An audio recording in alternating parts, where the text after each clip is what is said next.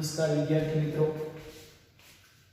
Chapter number 5 વાયુ અવસ્થાની અંદર આપણે આગળ વધીએ. છેલ્લે આપણે જે ટોપિકનો અભ્યાસ કર્યો હતો તે હતો વાયુની ગતિ ઊર્જા. હવે ગતિ ઊર્જા અને આણીય ઝડપ, ગતિ ઊર્જા અને આણીય ઝડપ, ગતિ ઊર્જા અને આણીય ઝડપ.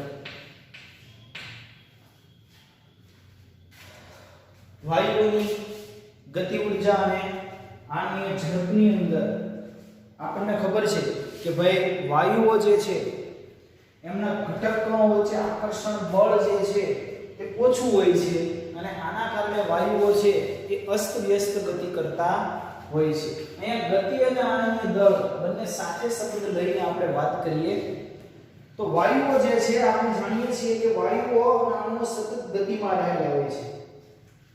વાયુઓના અણુ શું કરે તો કે સતત ગતિમાં રહેલા હોય. સતત ગતિ એટલે શું? સતત માનો કે કન્ટેનરની અંદર એક વાયુ છે તો વાયુ આની અંદર ભરેલો છે એ સતત ગતિ કરતો હોય, સ્ટેબલ હોતો નથી. તો વાયુઓની સતત ગતિ કરતો હોય એટલે શું થાય તો કે વાયુ છે પાત્રની દિવાલ સાથે અથડાય. વાયુઓ સતત ગતિ કરે એટલે દિવાલ સાથે અથડાય. આ દિવાલ છે પાત્રની દિવાલ સાથે અથડાય એટલે એની ગતિમાં ફેર પડે. ભાઈ ક્રિકેટ રમવાનો બોલ છે અને આપણે પેલા ફેંકીએ ત્યારે એની ગતિ વધારે હોય, પરંતુ અથડામણ પછી એની ગતિ કેવી થાય? ઘટે. તો વાયુઓની અથડામણ પછી એની ગતિની અંદર શું થાય છે? ફેરફાર થાય છે. હવે જે આ ફેરફાર થાય છે તો વાયુઓની ગતિ ઊર્જા બદલાતી હોય કે નહીં? વાયુઓ જ્યારે ફેંકેલો હોય, બોલ આપણે દિવાલ પર ફેંકીએ છીએ ત્યારે એમની ગતિ વધારે છે. જેવો અથડાય છે તો અથડામણ પછી એમની ગતિ ઘટે છે. બિલકુલ વાયુનું એવું છે, જ્યારે અસ્તવ્યસ્ત ગતિ કરતા હોય છે ત્યારે દિવાલ સાથે અથડાય ત્યારે એમની ગતિ કંઈક અલગ હોય છે અને અથડામણ પછી એમની ગતિ કંઈક અલગ હોય છે. પણ આપણે એવું કહીએ છીએ કે એમની ઊર્જા છે એ ઇન્ડિવિડ્યુઅલ અલગ મોલેક્યુલની અલગ હોય છે, પરંતુ જ્યારે સરવાળો એવરેજ છે કુલ ઊર્જા એ કેવી છે? એમની સમાન હોય છે. એટલે અથડામણ પહેલાની ઊર્જા અને અથડામણ પછીની ઊર્જા જો જોવામાં આવે તો બે અલગ મળે, પણ આપણે શું કરવાનું? સરેરાશ ઊર્જા જોઈએ. અથડામણ પહેલા એની ઊર્જા કેટલી હતી, અથડામણ પછી એની ઊર્જા કેટલી હતી, તો આપણે એની સરેરાશ ઊર્જા માપીશું.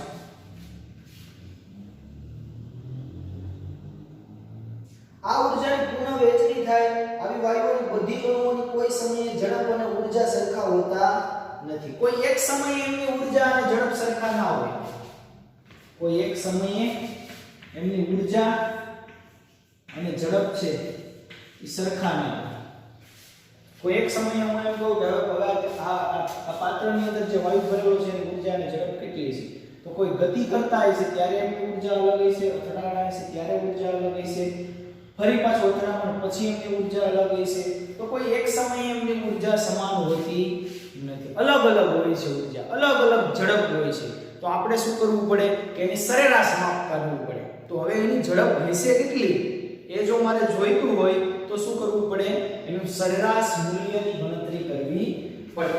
તો વાયુઓના ઝડપનું મૂલ્ય મેળવીએ. ધારો કે નમૂનામાં રહેલા અણુઓની સંખ્યાને હું એમ કહી દઉં કે આ નમૂનાની અંદર વાયુના જે અણુ છે એ અણુની સંખ્યાને હું શું કહી દઉં છું? અણુની સંખ્યાને હું n કહી દઉં છું. વાયુના અણુ કેટલા છે તો કે n જેટલા અણુઓ છે. મારે સરેરાશ મૂલ્ય જોઈએ છે. હવે વાયુઓના અણુઓની સંખ્યાને હું જો n કહેતો હોય તો એમની વ્યક્તિગત ઝડપ છે એમને હું શું કહું? તો આની વ્યક્તિગત ઝડપ મારે આ અણુ જોઈએ તો આની વ્યક્તિગત ઝડપને હું u1 કહી દઉં, આની વ્યક્તિગત ઝડપને હું u2 કહી દઉં, આની વ્યક્તિગત ઝડપને હું u3 કહી દઉં, u4 u5. એવા તો કેટલા બધા અણુઓ હોય છે, n અણુઓ હોય છે. તો હું બધાને એવું કહી શકું કે વાયુઓની વ્યક્તિગત ઝડપ જે છે એમના અણુની ઝડપને મેં શું કીધું?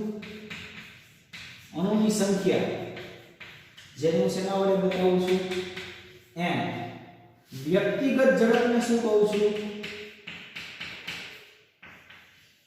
વ્યક્તિગત ઝડપને હું કહું છું u1 u2 u3 આવું તો ચાલ્યા જ કરે ક્યાં સુધી un સુધી. કેમ કે નંબર ઓફ અણુઓ જે છે અણુઓની સંખ્યા કોઈ અહીંયા ફિક્સ છે નહીં. મેં એમ કહ્યું જો અહીંયા પાંચ જ અણુઓ છે તો અહીંયા પાંચ જ u1 u2 u3 પાંચ જ આવે. તો વ્યક્તિગત ઝડપ જો કરવામાં આવે પર્ટિક્યુલર ઇન્ડિવિડ્યુઅલ જે અણુ છે એનો સરવાળો કરવો પડે. ઓકે, હવે તો અણુઓની સરેરાશ ઝડપ જે છે એ કઈ રીતે ગણી શકાય? એની સરેરાશ ઝડપ જો મારે ગણવી હોય હવે આ બધાની સરેરાશ ઝડપ જોતી છે કે વ્યક્તિગત છે તો સરેરાશ ઝડપનું મૂલ્ય કરવું હોય તો શું કરવું પડે? તો કે u એવરેજ. u એવરેજ ને શું કહેવાય? uav લખેલું છે તમારી ટેક્સ્ટમાં. uav મતલબ એવરેજ, એવરેજ મતલબ સરેરાશ ઇઝ ઇક્વલ ટુ વ્યક્તિગત ઇન્ડિવિડ્યુઅલ ઝડપ કેટલી છે? u1 u2 u3 upon n કેટલી સંખ્યા છે તે. આ મને શું મળે? એની સરેરાશ ઝડપ. આ શું મળ્યું? સરેરાશ ઝડપ.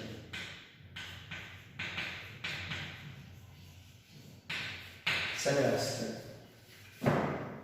હવે સરેરાશ ઝડપ મને મળી ગઈ છે તો મેક્સવેલ અને બોલ્ટ્ઝમેન બંને વૈજ્ઞાનિકોએ એવું દર્શાવ્યું કે ઝડપ ખરેખર વહેંચણી તાપમાન અને વાયુના આણ્વીય દળ ઉપર આધાર રાખે છે.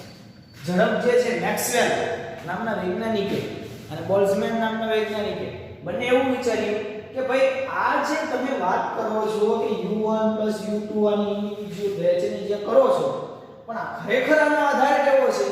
તો કે તાપમાન. કોના ઉપર આધાર રાખે છે? તાપમાન અને આણ્વીય દળ ઉપર આધાર રાખે છે. વાયુઓની ઝડપ છે કોના ઉપર આધાર રાખે છે? તાપમાન અને આણ્વીય દળ ઉપર આધાર રાખે છે. તાપમાન અને આણ્વીય દળ ઉપર આધાર રાખે એટલે શું? તો કે ભાઈ કોઈ વાયુ છે જો એનું તાપમાન વધારી દેવામાં આવે, આનું તાપમાન છે માનો કે શરૂઆતનું તાપમાન હું T1 લઈ લઉં છું. T1 કેટલું લઈ લઉં છું? 300 કેલ્વિન લઈ લીધું તાપમાન. 300 કેલ્વિન તાપમાને આ વાયુઓની ઝડપ છે એમની વચ્ચે કંઈક અલગ હશે.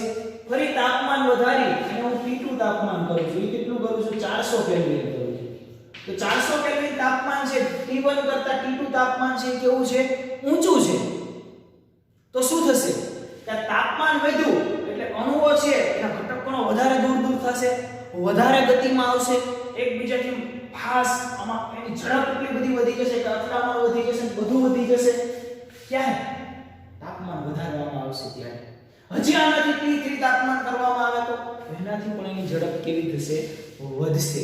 પણ સાથે સાથે એ વસ્તુ પણ છે કે ભાઈ આમની અંદર જે વાયુઓ ભરેલો છે એમાં એક અણુનું દળ માની લો સમજવા માટે એટલું હોય નહીં, સમજવા માટે આનું 10 kg છે. કેટલું છે? 10 kg કિલોમાં લીધું. આ બધા 10 કિલોના અણુઓ છે અને બીજું એવું જ કન્ટેનર લીધું કે જેની અંદર બધા જ અણુઓ કેટલા છે? 20 kg ના છે. કેટલા છે? 20 kg ના. એટલા જ અણુઓ છે. આણ્વીય દળ કેટલું છે? 20 kg. હવે આના ઉપર સેમ એજ ટેમ્પરેચર આપવામાં આવે. T1 300 કેલ્વિન અને T2 400 કેલ્વિન. તો શું થાય? આમાં દળ વધી ગયું. દળ વધી ગયું તો કુદાકુદ ઓછી કરે ને, વજન વધારે છે એની ગતિ ઓછી રહેશે. જેમ આણ્વીય દળ વધે ને તેમ અણુઓની ગતિ ઘટે. કારણ કે વજન વધારે હોવાથી વધારે કુદાકુદ કરી શકે નહીં. તો જેમ જેમ આણ્વીય દળ વધશે તેમ તેમ તેની ગતિ જે છે એ શું થશે? ઘટશે. એટલે ઝડપમાં શું થશે? ઘટાડો થશે.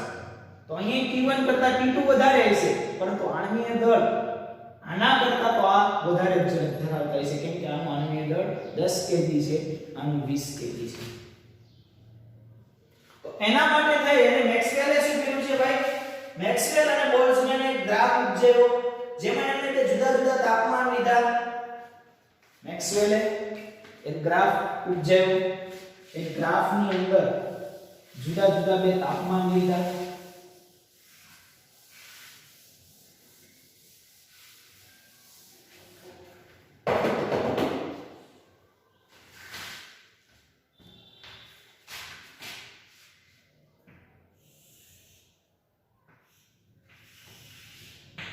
મેક્સવેલ અને બોલ્ટ્ઝમેને એક ગ્રાફ બતાવ્યો. ગ્રાફ કોના વિરુદ્ધ બતાવ્યો? તો કે ઝડપ, અણુઓની સંખ્યા વિરુદ્ધ ઝડપ. અહીંયા હું કહી દઉં છું અણુની સંખ્યા જેને આપણે n કહીએ છીએ અને અહીંયા ઝડપ વિરુદ્ધ એક ગ્રાફ ઉપજાવ્યો. એમાં બે તાપમાન લીધા અલગ અલગ, T1 અને T2 તાપમાનને આ ગ્રાફ કર્યો. T1 કરતા T2 તાપમાન છે કેવું છે? વધારે છે. T1 કરતા T2 તાપમાન છે કેવું છે? વધારે છે. હવે આ ગ્રાફની અંદર તમારી ટેક્સ્ટની અંદર એક ગ્રાફ જે આપેલો છે એમાં આવું આપેલું છે કે બે ગ્રાફ છે.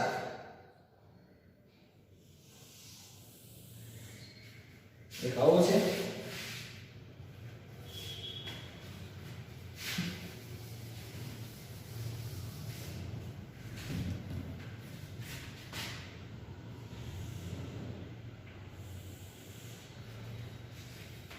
અને બીજો જે ગ્રાફ છે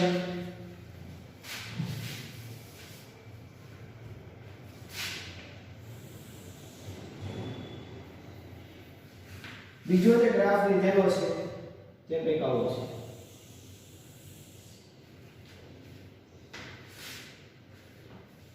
આ T1 નો ગ્રાફ છે. આ કોનો?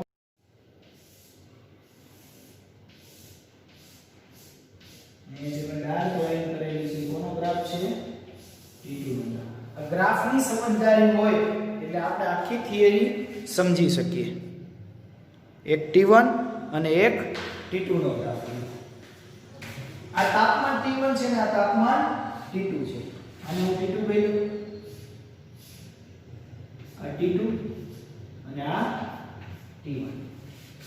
પ્રથમ ગ્રાફ છે એ કોનો છે? ઊંચો છે એ T1. એમાં ત્રણ પ્રકારના હોય. અણુઓ હોય, વાયુ હોય, વાયુ. તો માનો કે આ રૂમની અંદર એક વાયુ ભરેલો છે. તો વાયુઓની અંદર શું હોય? તો કે વાયુઓના અણુઓ જ્યારે ગતિ કરતા હોય ત્યારે એમાં ત્રણ પ્રકારની ગતિ જોવા મળે. એક ખૂબ જ ઝડપથી ગતિ કરતા હોય એવા અણુઓ જોવા મળે. એક જે ખૂબ જ ગતિ કરતા હોય ને એવા અણુઓ કેવા હોય? ખૂબ ઓછા. એક ખૂબ જ ધીમી ગતિ કરતા હોય, જેમ દળ થોડું વધારે હોય છે, ખૂબ ધીમી ગતિ કરતા હોય. અને એક એવું હોય છે એક માધ્યમ કે જેની અંદર એવરેજ એટલે કે આમ સરેરાશ ગતિ કરવા વાળાની સંખ્યા વધારે હોય છે. તમે જોયું હશે તડકો હોય, તડકો દીવાલ તૂટેલી હોય અથવા બારી ખુલ્લી હોય.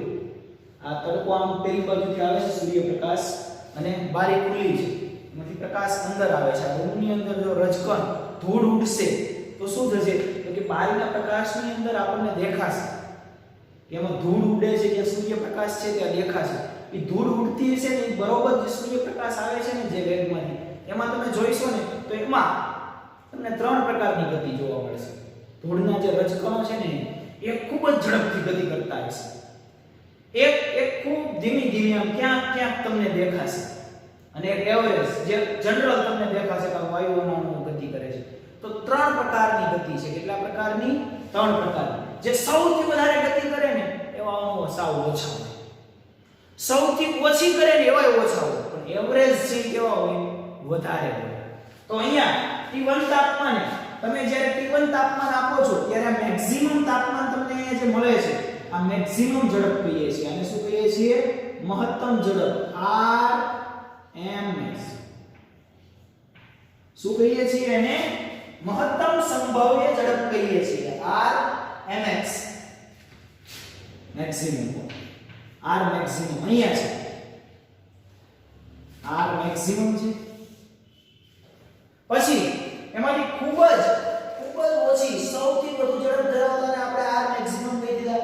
હવે એવરેજ જોવો જોઈએ તો અહીંયા એવરેજ જોવા મળશે. એ શું બતાવે છે? R average. અને સૌથી ઓછા જે તમને જોવા મળે છે અણુઓની ગતિ કરતા તે તમને જોવા મળશે R શું જોવા મળશે? RMP. મેક્સિમમ, RMS અને RMS. એવરેજ અને RMS. RMS. આ ત્રણ પ્રકારની ગતિ જોવા મળશે. ત્રણ પ્રકારની ગતિ જોવા મળશે. એક ખૂબ જ ખૂબ ઝડપથી કરતો એકદમ ટોચ ઉપર છે, જુઓ અહીંયા છે કે નહીં, ટોચ ઉપર, જેની ઝડપ કેવી છે ખૂબ, આ કર્વ છે ને એ ઉપર આમ તો આવી રીતે છે, ત્રિકોણ આકાર જેવો થાય છે ઉપર, એટલે સૌથી ટોચ ઉપર હોય ને એ મેક્સિમમ હશે, એવા અણુઓની સંખ્યા કેવી હશે, ઓછી હશે. પછી એવરેજ, જે જનરલ ગતિ કરે જ રાખે સોરી એવરેજ એટલે ખૂબ ઓછી ગતિ કરતા હોય એવા અણુઓ થોડા ઓછા છે, જો આટલા જ છે, અહીંયાથી લઈ અહીંયા સુધી. અને RMS સરેરાશ જેને આપણે કહીએ છીએ તે કેવી છે, વધારે છે. હવે એવી જ રીતે અહીંયા જોવામાં આવે તો આ તાપમાન T1 હતું અને આ T2 તાપમાન છે. T2 તાપમાને તમે જો મહત્તમ કરવાની સંખ્યા જો આ ગ્રાફ એટલો પહોળો છે, એટલે મહત્તમની સંખ્યા જોવામાં આવે તો આટલા અણુઓ છે, અહીંયા તો ખાલી આટલા એવા અણુઓ છે. તો મહત્તમ કેટલા છે, R મેક્સિમમ વધારે છે. પછી એની અંદર R એવરેજ, અહીંયાથી અહીંયા સુધી R એવરેજ જોવા મળશે, અને RMS કેટલા જોવા મળશે, એ પણ વધારે જોવા મળશે. તો T1 કરતા T2 તાપમાને મેક્સિમમ જો સંખ્યા વધારે છે, સંખ્યા કેવી છે, વધારે છે, પણ ઓવરઓલ ગ્રાફ જુઓ તો ઝડપ કેવી છે, આના કરતા ઝડપ નીચી છે, પરંતુ T2 તાપમાને આની સંખ્યા કર્વ તમારો આમ મળે છે, આમ ઉપર, એટલે આમાં છે મેક્સિમમ અણુની સંખ્યા વધી ગઈ T2 ની અંદર, જ્યારે T1 નો કર્વ આવો છે. તો આ જુઓ તો આ સંખ્યા કેટલી છે, મેક્સિમમ થોડી છે, એટલે T1 કરતા T2 તાપમાને મહત્તમ ઝડપ જે છે, મહત્તમ જમ્પ લગાવવા વાળા અણુઓ છે, એમની સંખ્યા કેવી છે, વધારે છે. ક્લિયર? ઓકે. હવે આ જ વસ્તુ હું કોઈ એક આણ્વીય દળની સાથે સરખાવું, શેની સાથે, ક્લોરીન અણુ છે અને નાઇટ્રોજન છે, આ બંને વાયુઓ છે, ક્લોરીન અને નાઇટ્રોજન, Cl2 અને N2, નાઇટ્રોજન ગેસ અને ક્લોરીન ગેસ બંને વાયુઓ લઈ લીધા. તો આમાં મને બતાવો કે આણ્વીય દળ કોનું વધારે છે, આણ્વીય દળ કોનું વધારે, ક્લોરીન નું વધારે હોય નાઇટ્રોજન કરતા ક્લોરીન નું આણ્વીય દળ વધારે હોય. હવે જો એનો ગ્રાફ બનાવવામાં આવે તો શું થાય,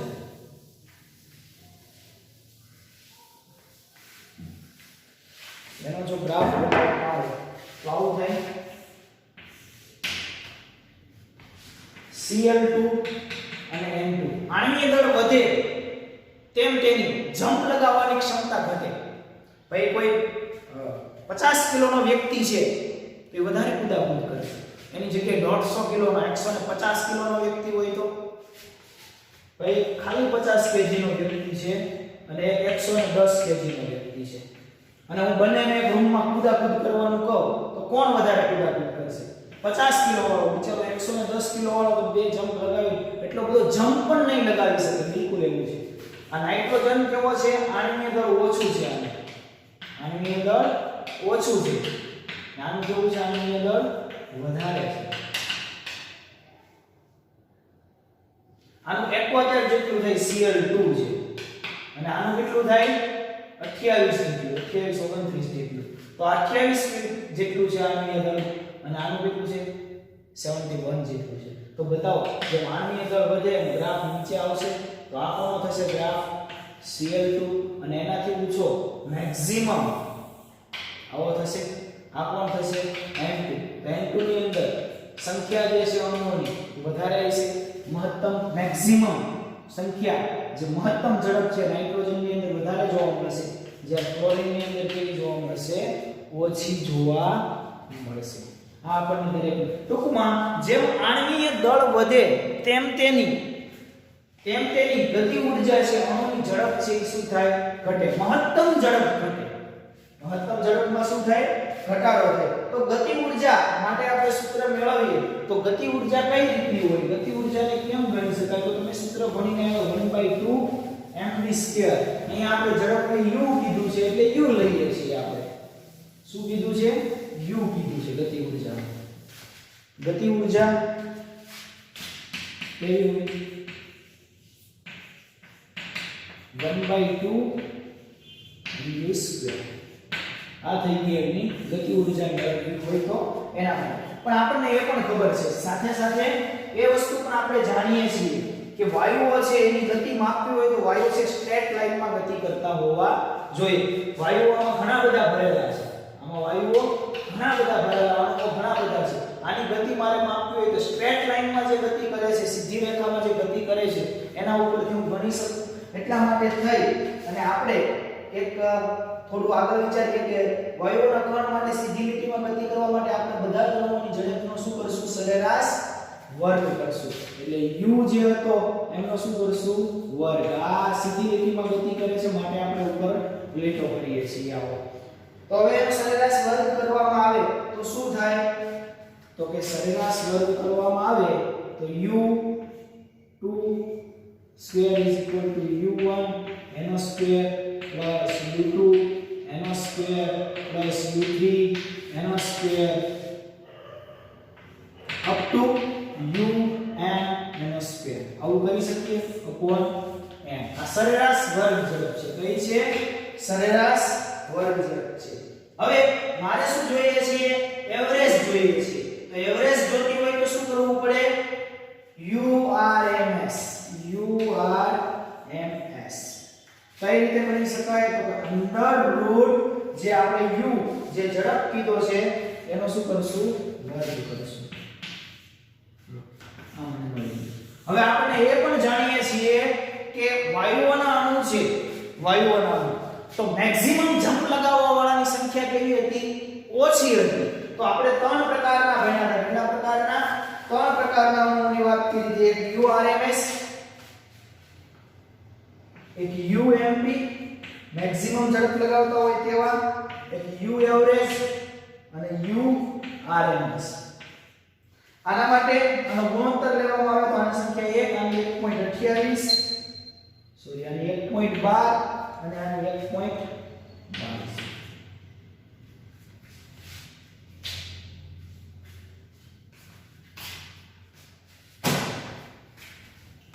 મેક્સિમમ જમ્પ લગાવે એની સંખ્યા જો 1 હોય તો એવરેજ કેટલા હોય? 1.1 અને URMS કેટલા હોય? 1.22. એટલે વધારે કુદાકુદ કરવા વાળાઓની સંખ્યા કેવી હોય? વધારે હોય. મેક્સિમમ સુધી ના જતા હોય, નીચેની સપાટી ઉપર કે ક્યાંક ગતિ કરતા હોય. તો આનું મારે કરવો હોય, ક્રમ કરવો હોય તો URMS સૌથી વધારે છે. ઝડપ જોઈતી હોય તો પછી કોણ છે? U એવરેજ અને પછી કોણ છે? U maximum. mx પણ લખી શકો છો.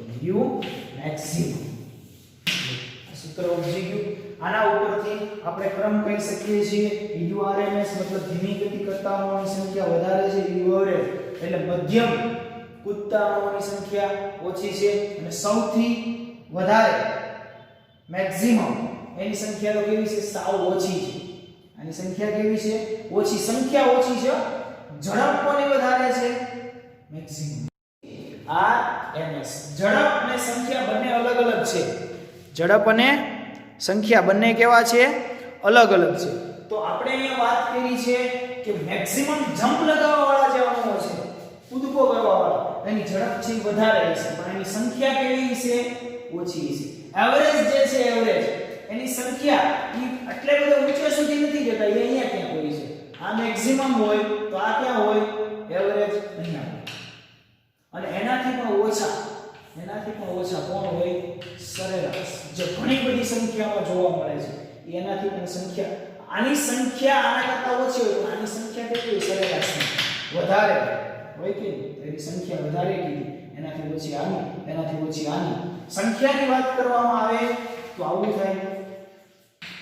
અને જો ઝડપની વાત કરવામાં આવે તો શું થાય? ઝડપ કોની વધારે હોય? U maximum. આની ઝડપ વધારે હોય એના પછી U એવરેજ અને એના પછી URMS. આ ઝડપ થઈ ગઈ. ઝડપ અને સંખ્યા બંને કેવા છે? અલગ અલગ છે. ક્લિયર છે? ઓકે. આના ઉપરથી આપણે કદાચ થિયોરિટિકલ ક્વેશ્ચન તમને પૂછાય તો ઝડપ કોની વધારે હોય, કોની ઓછી હોય, તાપમાનની અસર શું થાય, ખાલી આમાંથી એટલું યાદ રાખવાનું છે આપણે કે ભાઈ અણુઓ છે, ગતિ ઊર્જા અને આણની ઝડપની વાત કરવાની છે. તો ગતિ ક્યારે વધે? તો કે તાપમાન વધારે ત્યારે ગતિ વધે. પણ એમાં આણ્વીય દળનો શું સંબંધ? તો કે જેમ આણ્વીય દળ વધારે તેમ તેની ગતિ ઓછી હોય છે અને એના માટે બે તાપમાન T1 કરતા T2 તાપમાન છે વધારે હોય અને સેમ પદાર્થ માટે, સરખા પદાર્થ માટે. ઓકે, ત્રણ પ્રકારની ગતિ યાદ રાખી લેવાની. હવે પછી આપણે લેક્ચર નંબર 14 ની અંદર ફરી પાછા મળશું ત્યારે વાત કરશું. હવે આ ચેપ્ટર આપણું 2 લેક્ચરનું કામ બાકી છે. ઓકે, લેક્ચર નંબર 14 ની અંદર ફરી પાછા આપણે આગળ વધશું.